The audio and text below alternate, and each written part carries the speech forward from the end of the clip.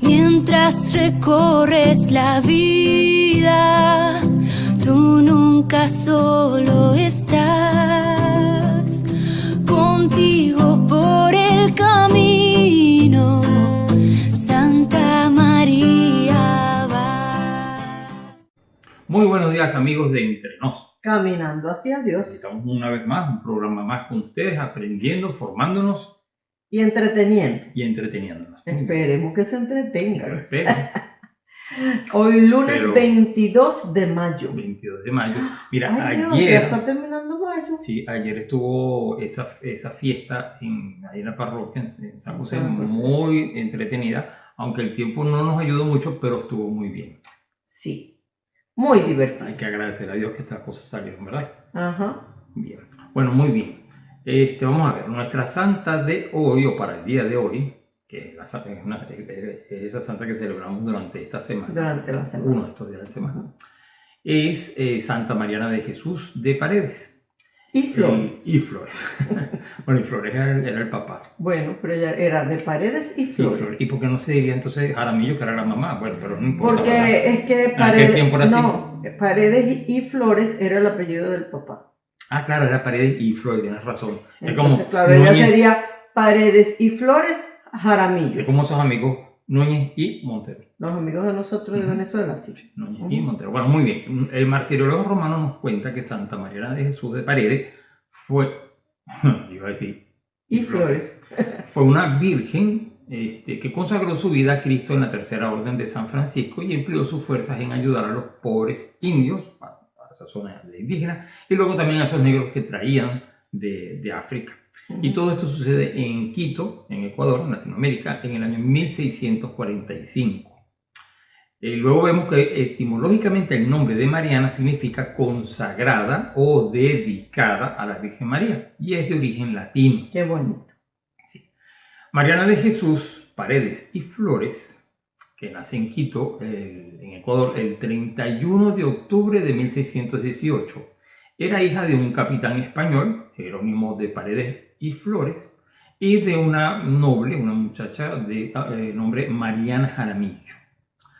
Y, bueno, luego vemos que antes de cumplir los 7 años se queda huérfana, me imagino de los dos, padre De y los madre, dos. porque no especifica, pero de los Ujú. dos, porque su hermana, la mayor de 7 hermanos, Jerónima, que además era esposa de un capitán también, Cosme de Miranda, se hace cargo de ella. Luego, a temprana edad, empieza a cultivar una piedad intensa de mortificación y bajo la dirección de un jesuita, mi padre Juan Camacho, hizo esos votos de virginidad perpetua. No había ingresado a ninguna orden religiosa y pues se consagra a la oración y a la penitencia en su propia casa, hasta además pues unos límites así, tú sabes, bien Insospechados. dio lo más que podía. Ujú. Luego se propuso ella, Mariana, a cumplir aquel mandato de Jesús que decía: quien desea seguirme, que se niegue a sí mismo. Y desde muy niña, de pequeña, como habíamos dicho anteriormente, empieza a mortificarse en la comida, por supuesto, en la bebida, al dormir, inclusive en horas de descanso, en Ujú. tantas cosas que uno puede... O sea, que hacía bastante dedicarse. penitencia. Hacía muchas penitencias. Luego su afán apostólico era tan grande, y su caridad hacia los demás, que le llevaron a intentar ejercer como misionera entre los indios, los indígenas de la zona, y luego también entre indígenas y luego también esos enfermos, o podríamos decir pues aquellos que son más desgraciados. Y estos indígenas eran los mainas, que en Ecuador lo deben conocer bien. Yo la verdad no lo había escuchado. Luego, el 6 de noviembre de 1639, ingresa ella en la Tercera Orden de Penitencia de San Francisco. Por eso que vemos que es una hermanita, San Francisco de Asís. La que mejor se acomodaba más a su espíritu de renuncia. Pero era, o sea, ella, las terceras órdenes, los terciarios son los que viven en su casa. Vive en su casa. Que no viven en convento. Conocemos a unas cuantas personas. Sí, y que están algunos casados, Sí, otros solteros. y se dedican además, Ajá. ¿verdad? Y bueno, renuncian a muchísimas cosas. Ujú. Pues Mariana, recibe de Dios el don de consejo y así podía pues aconsejar a muchas personas que además le hacía a ellos un inmenso bien. También solía anunciar o predecir, podríamos Ujú. decir, hechos que iban a suceder en el futuro, incluyendo la fecha incluso de su muerte, que según anunció sería un viernes 26. Ujú. Tenía además un don especial para poner en paz a las personas que se peleaban o para lograr que algunas personas dejaran de pecar. Eso la verdad que es un don, imagínate, muy Ujú. bonito. Luego le llamaban la Azucena y Me acordé de la bienaventuranza, bienaventurados los pacíficos, los pacíficos. porque ellos heredarán la Y tierra. luego, bueno, hay una anécdota de ella que a mí me llamó la atención, que le llamaban la Azucena de Quito, porque en algún momento que ella estuvo enferma, le hicieron una sangría, que es sacarle sangre, bien a Ujú. través de una corte o que Sí, ¿cómo le se hacían llaman como corte cómo o se llaman también los- usaban sanguijuelas. sanguijuelas también, sí. Entonces, esa sangre, la muchacha que él servía, esa sangre de ella la echó en un matero. Y después de haberla derramado en ese matero, pues allí nació una azucena. Y con esa flor es pintada además Mariana en los cuadros que O podemos sea que ver. entonces por eso es la Azucena de Quito. Por eso es la azucena de Mira, Quito. un hecho Eso es curioso, correcto. me deja que diga un hecho curioso claro. de las sangrías. Sí, claro. Sí. Sí. Es que cuando la gente se enfermaba, yo digo, qué cosas tan locas. Cuando la gente se enfermaba, Ujú. le sacaban sangre, así le hacían sangría, o sea, le hacían o cortes o usaban sanguijuela, pero le sacaban sangre. Que yo digo, si uno está enfermo y le sacan Romero, sangre, sí, te pues termina de morir. más de uno habrá muerto de anemia. Fíjate que de hecho no he visto en las películas que esas personas se ven así como Todos acabadas. los lánguidos ahí. Ujú. Pero es que le sacaban sangre porque ellos creían que dentro de nosotros tenemos humores. Ujú. Humores buenos, estás de buen humor. Ujú. Y humores O malos. sea, que si tiene buenos humores no tiene que sacarle la sangre. No. Entonces, y tenías también, habían malos humores. Y eso iba por todo el cuerpo en la sangre.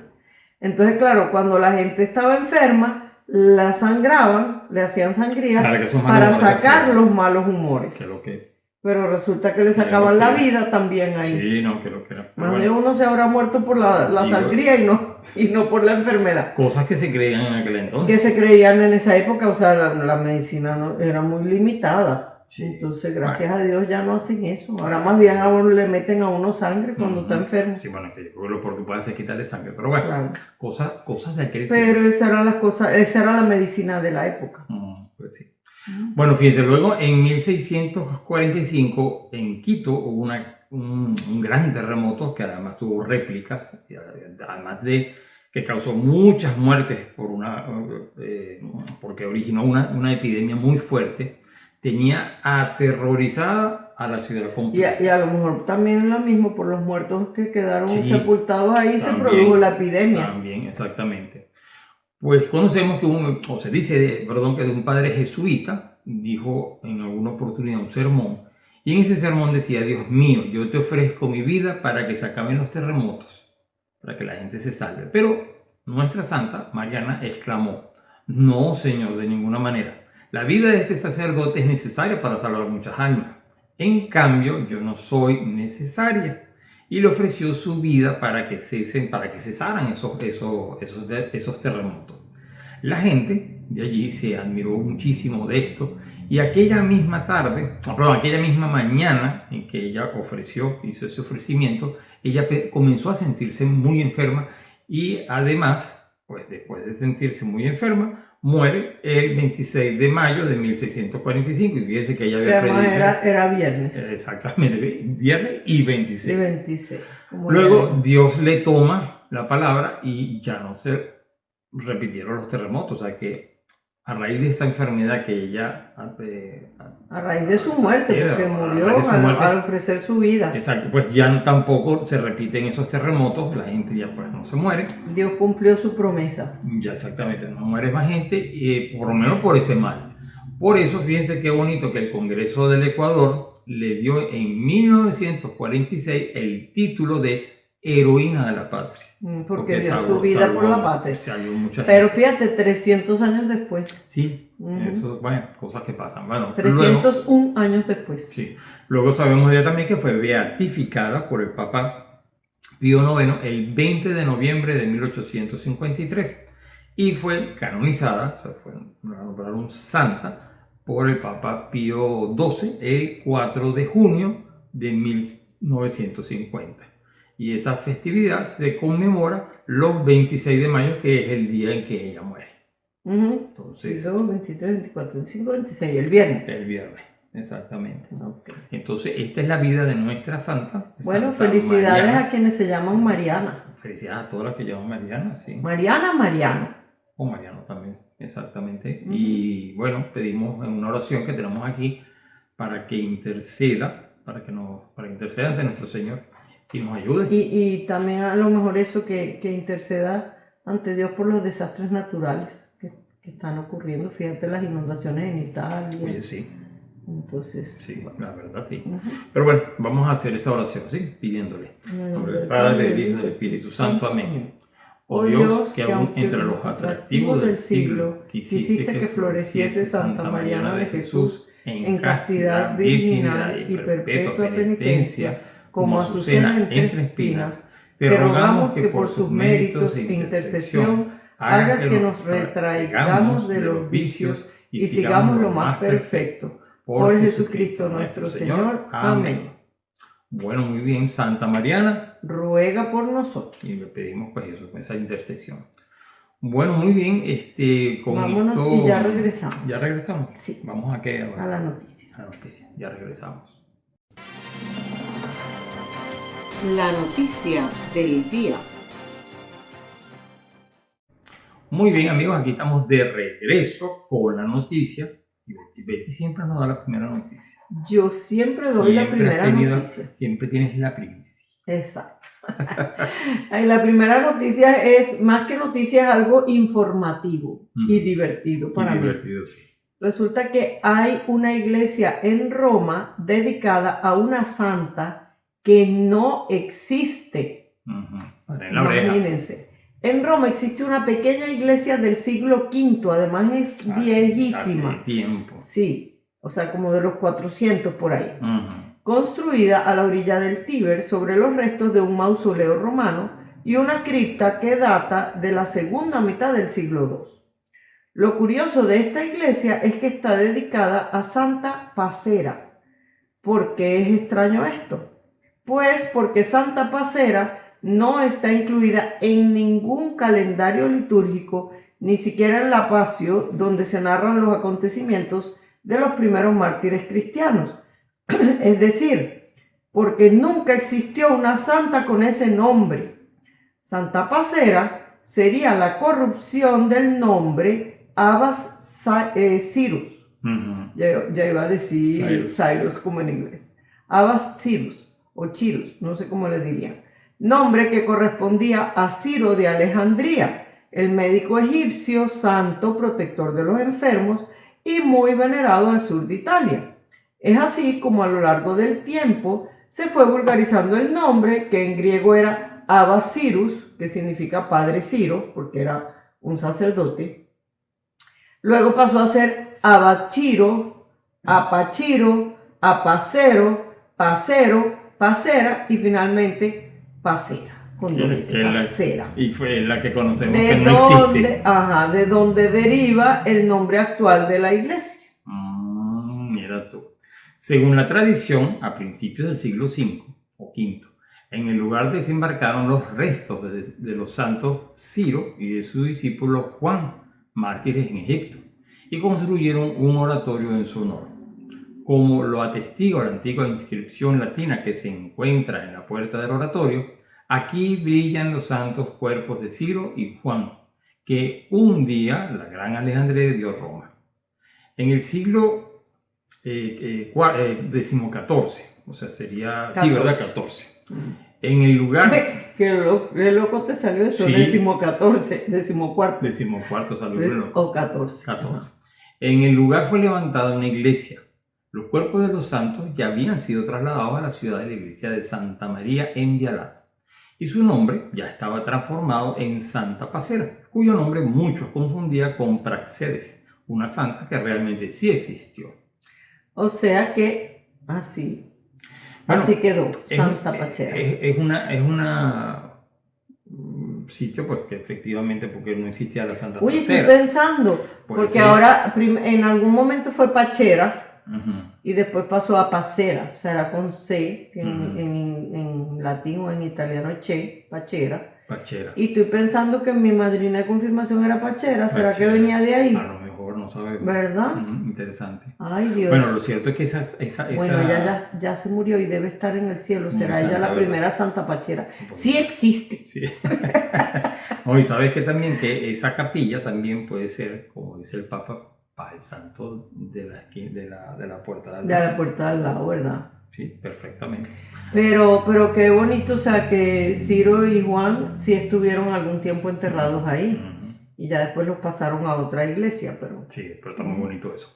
Bueno, la otra noticia que tenemos es que la comunidad cristiana de Irak experimenta signos de nueva vida. Aunque el número de cristianos en Irak sigue siendo muy bajo, hay signos de renacimiento de la iglesia en áreas que fueron gravemente afectadas por el gobierno del grupo Estado Islámico. Hace casi una década, además de esto. En una visita reciente a los Estados Unidos, el arzobispo Bashar Mati Wada describió las formas en que la iglesia está superando las luchas provocadas por el reino de terror de ISIS o de ISIS. Dijo que los cristianos, como la mayoría de los iraquíes, continúan enfrentando desafíos debido a la corrupción en el gobierno. Guarda, jefe de la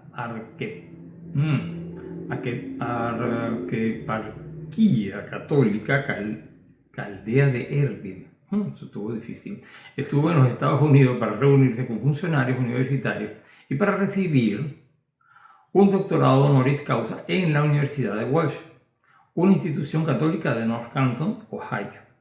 Dijo que se están discutiendo planes para la colaboración entre varias universidades católicas de Estados Unidos y la Universidad Católica de Erbil, que fundó tras la invasión de ISIS. O sea, él la fundó, la Universidad La Universidad Católica de Erbil. Qué Ajá, bonito. Sí, Una arqueparquía es como la... Arqueparquía. Ajá, es como lo mismo que una arquidiócesis.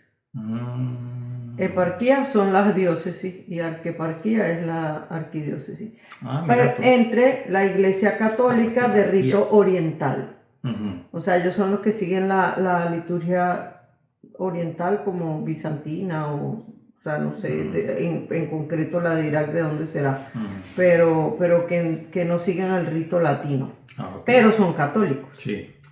El arzobispo Guarda supervisa una arqueparquía católica oriental en el Kurdistán iraquí, donde miles de cristianos de Mosul, la segunda ciudad más grande de Irak, y la llanura de Nínive, hogar histórico de los cristianos de Irak, se refugiaron cuando los yihadistas del Estado Islámico invadieron partes del país y la vecina Siria.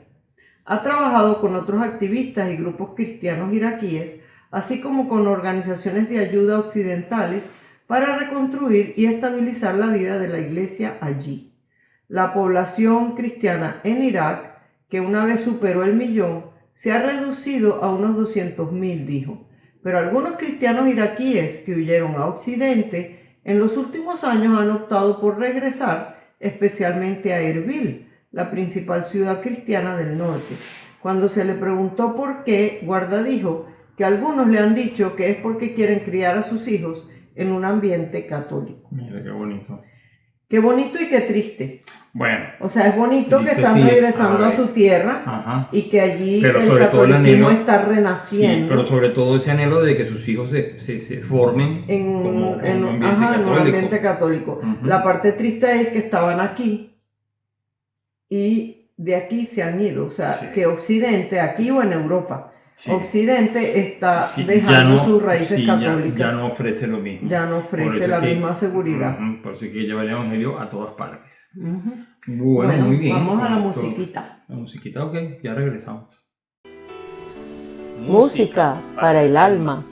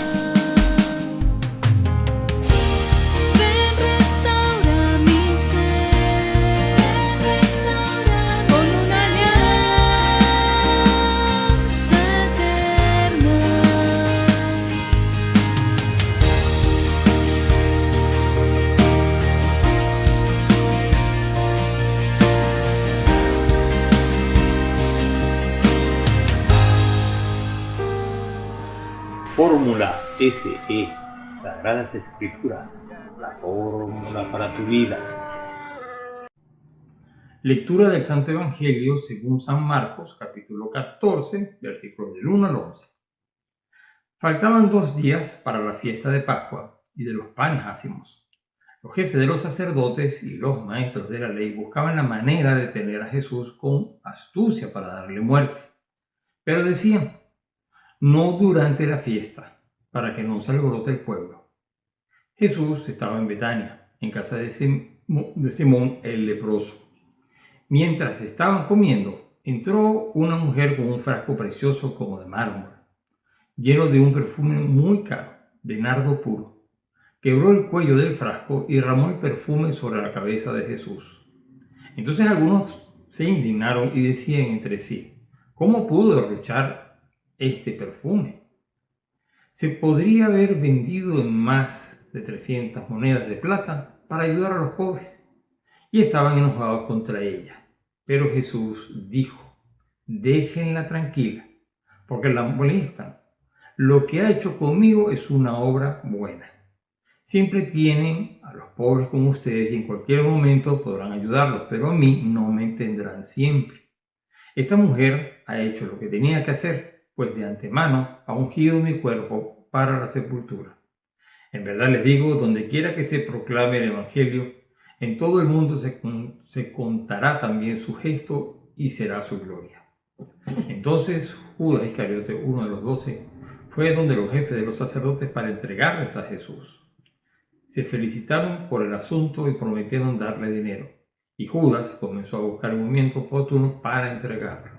Palabra del Señor, Gloria a ti, Señor Jesús. Pues mira, aquí ya vemos que Judas, bueno, después de la acción de la unción de Betania, que pero ese es que ya sobre aquí, nuestro Señor. Aquí entramos ya, o sea, ya esta es la semana antes de la pasión. De la pasión, exactamente. O sea, es los días antes de la pasión. Porque dice que era 2 días antes de la fiesta de los panes ácimos, que eran 7 días antes de la Pascua. Entonces, ya estamos entrando como en lo que acabamos de celebrar hace poco, que fue la Semana Santa, hace poco digo yo, y ya pasaron 40 días. Porque ayer celebramos la Ascensión, que en realidad pues 40 días hubieran sido exactamente el jueves. Y en muchos países se celebra el jueves la Ascensión. Sí, pero aquí pero en muchas diócesis, no, aquí la conferencia episcopal dijo que cada diócesis decida. No, en cada obispo en su diócesis decide. O sea, que hubo gente que lo celebró el jueves aquí en Estados Unidos. Yo pensaba que todos lo celebraban el domingo. No, por eso es que cuando buscan las lecturas en la conferencia episcopal aparecen las dos versiones. Es verdad. Sí. Pero el asunto es que, porque como es día de precepto, para evitar pues que mucha gente no cumpla el precepto, en algunos lugares se traslada al domingo, como aquí. Bueno, nosotros lo vivimos el domingo. Ayer, la Ascensión del Señor. Y entonces, 10 días después de la Ascensión, o sea, el domingo, vamos a celebrar Pentecostés. Sí. Porque entonces así son 50 días. Sí. Te quedaste en 50 días.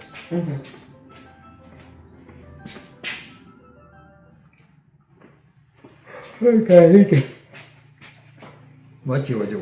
Ajá, quédese en silencio un rato para poder saber de corto. Ok.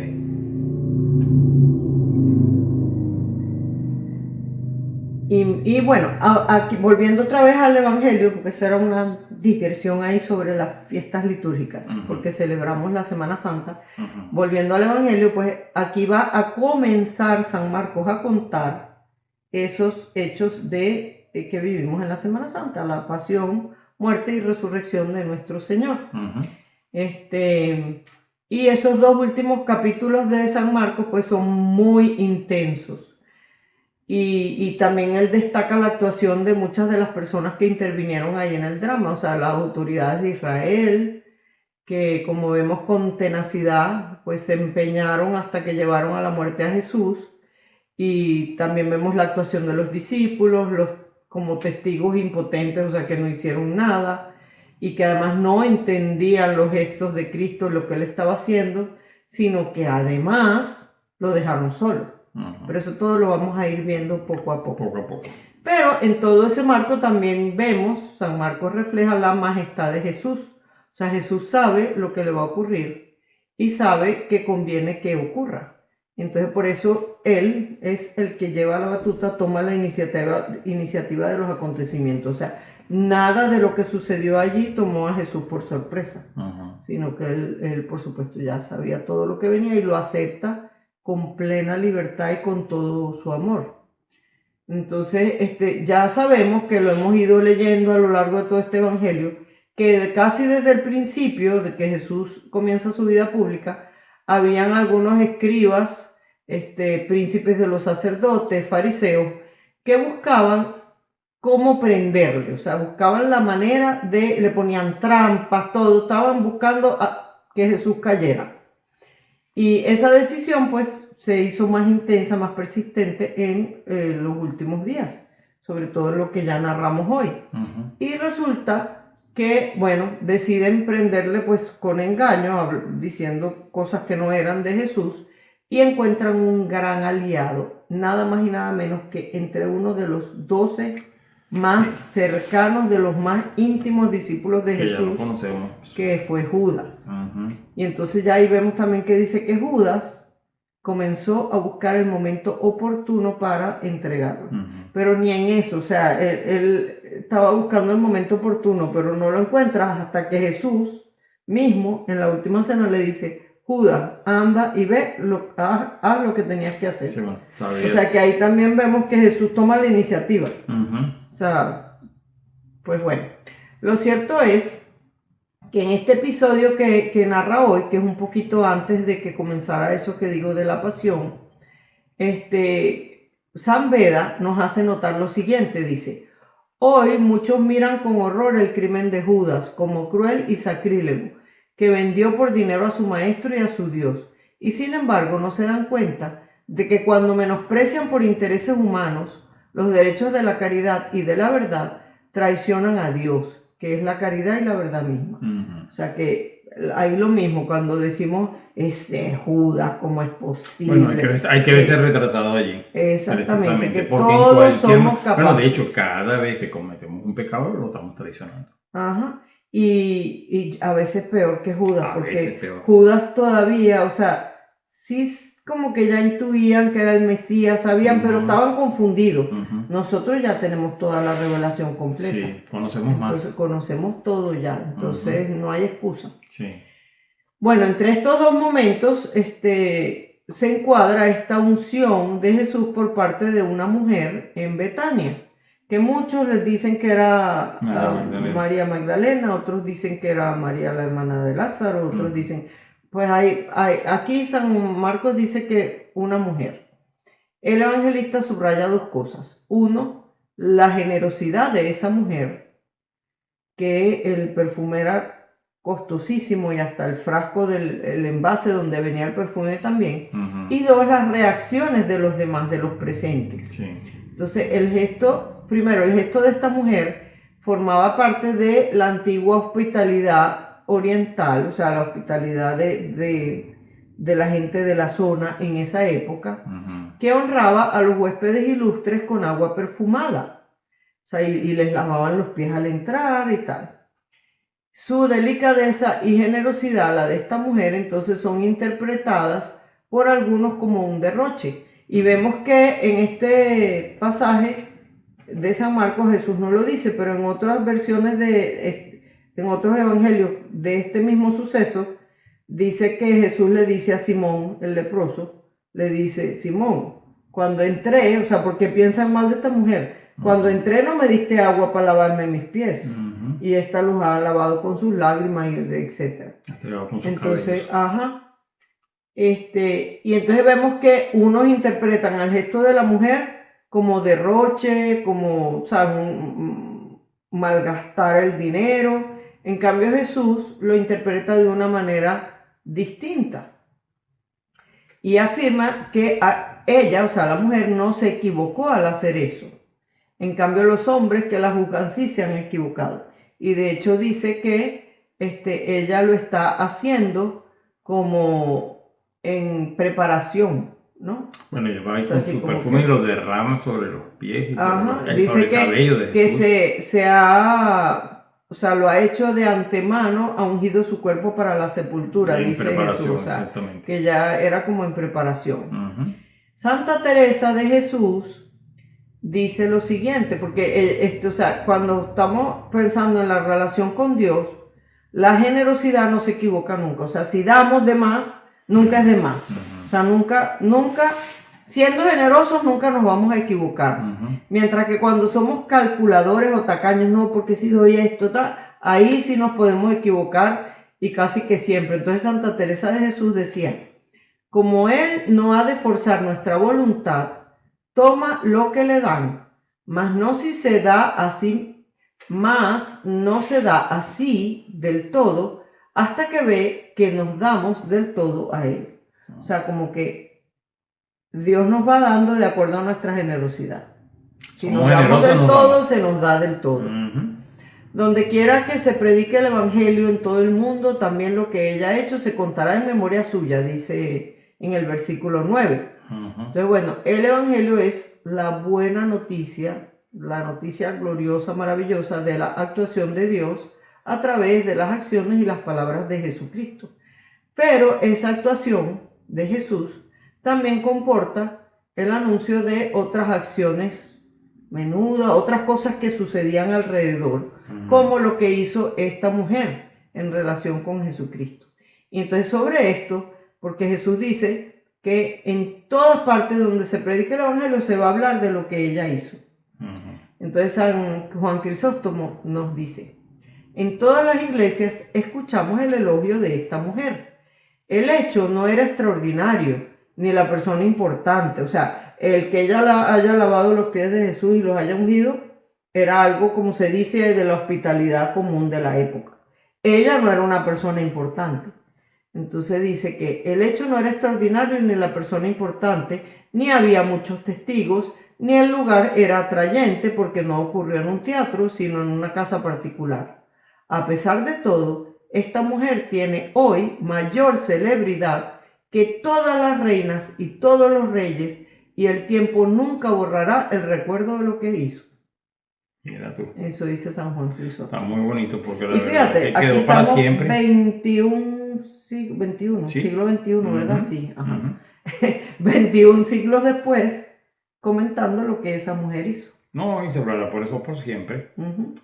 Sí, y fíjate qué bonito, además también, que se preparaba, bueno, esa sepultura de nuestro Señor, que nadie en ese momento lo entendió. Y ves la tradición de Judas, además, que